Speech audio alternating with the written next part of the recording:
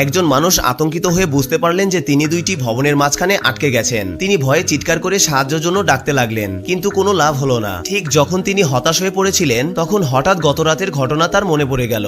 গতরাতে ডিউটির সময় তিনি কয়েকজনকে দেওয়ালে আঁকিবুকি করতে দেখেছিলেন। দাসান শুধু চেয়েছিলেন তারা যেন ক্ষতিপূরণ দেয়, কিন্তু তারা বুঝতে পেরে যায় যে তারা বিপদে পড়েছে। ভয়ে দৌড়ে পালিয়ে যায়। দাসানও কোনো দ্বিধা না করে তাদের পিছু নেন, কিন্তু যেহেতু তারা খুব চটপটে ছিল, অল্প সময়ে পাশের একটি ফাঁকা জানালা দিয়ে ঢুকে পড়ে। দাসানও তাদের অনুসরণ করতে চেয়েছিলেন, কিন্তু পায়ের নিচে উঁচু ভবনটি দেখে কিছুটা ভয় পেয়ে গেলেন। তবুও তাদের ধরার দৃঢ় ইচ্ছায় তিনি সাহস করে লাফ দিলেন, কিন্তু দুর্ভাগ্যবশত তিনি রেলিং এ আটকে গেলেন। কিছুক্ষণ চেষ্টা করার পর শেষ পর্যন্ত নিচে পড়ে গেলেন। সৌভাগ্যক্রমে তার কোনো গুরুতর আঘাত লাগেনি। ফায়ার সার্ভিস খবর পেয়ে দ্রুত ঘটনাস্থলে পৌঁছায়। তারা দাসানকে হাত উপরে তুলতে বলল যাতে তাকে টেনে তোলা যায়, কিন্তু তিনি নড়তেই পুরো শরীর নিচের দিকে সরে গেল। এইভাবে চেষ্টা ব্যর্থ হওয়ায় ফায়ার সার্ভিস দাসান যে তলায় আটকে আছেন সেখানে পৌঁছে গেল। বাড়ির মালিকের অনুমতি নিয়ে প্রথমে দেওয়ালে গর্ত করা হলো, তারপর উদ্ধারস্থল চিহ্নিত করা হলো। এরপর দেওয়াল ভেঙে সমস্ত বাধা সরিয়ে ফেলা হলো আর দাসানকে উদ্ধার করা হলো।